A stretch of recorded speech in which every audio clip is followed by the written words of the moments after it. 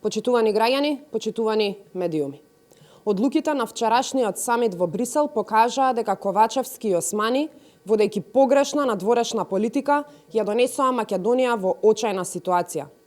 Почетокот на преговорите за Украина и Молдавија е чекор кој ВМРО-ДПМН го поздравува, но воедно покажува дека Македонија заслужува почеток на преговорите со Европската Унија веднаш. Она што е најголем пораз за Македонија е Ковачевски, кој деновива во Брисел, наместо да лобира за старт на преговорите, тој лови руски коалиции и кажува измислици. На Македонија и треба премиер кој се бори за кауза, наместо политиканство.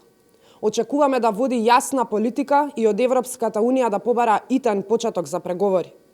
Граѓаните со право го имаат впечатокот дека Македонија не се изборила за поповолна позиција, како што тоа го направи Украина со сите своји недостатоци. Веќе 3 декади Македонија и македонскиот народ се жртва на слаби политичари кои не знаат да се изборат за националните интереси. Европска Унија веднаш. Ако власта беше способна да ја убеди Европската Унија во вистинските вредности за борба против криминалот и корупцијата, тогаш Бугарија не би била пречка. Но недвосмислено се потврдува дека политичарите од Европската Унија и европските држави не сакаат да седат на иста маса со криминалците од СДС и ДУИ. Почитувани граѓани, Македонија не е функционална држава, системот е пропаднат, институциите разнишани, економската стабилност не постои. Сосема е лесно да ги идентификуваме главните причини поради кои Македонија не ги започна преговорите со Европската Унија. Власта на Ковачевски и Ахмети ги има сите точки на спојување на политичка корупција.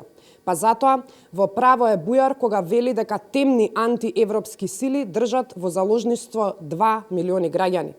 Некои од нив се и на темни листи како Рамис Мерко, а некои како Талат го злоупотребуваа европското знаменце за лотаријата на ДУИ. Ако СДС е толку европска партија и тврди дека Македонија нема друг проблем за почеток со преговорите освен Бугарија, тогаш зошто Ковачевски и Маричич не предложија Бугарија да ја напушти собата на кратко?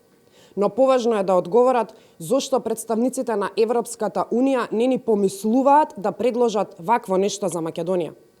Одговорот е едноставен. Сите европски чинители лоцираат епидемија на корупција во Македонија. Лоцираат дека владината гарнитура е недопирлива, а судската власт е нивен заштитник. Жалиме што Македонија и македонските граѓани се жртва на криминалната власт на СДС и ДУИ. Со силна дипломатија, со честна политика и длабоки реформи ќе ја вратиме Македонија достоинствена на евроинтегративниот пат. Ви благодарам.